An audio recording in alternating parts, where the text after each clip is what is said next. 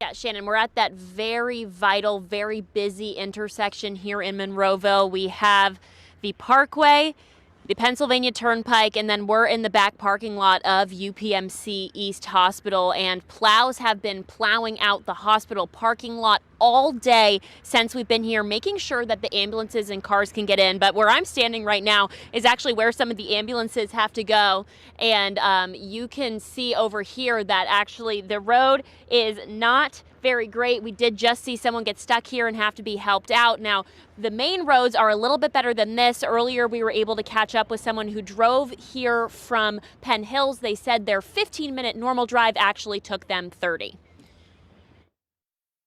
It was pretty bad out there. It was a lot of people got stuck. I saw a couple tow trucks on the way in, and I made it here, but I fishtailed a couple times. Just drive slow, take it slow. You can hardly see the lines at all, so I'd say slow as you can. Maybe put your flashers on.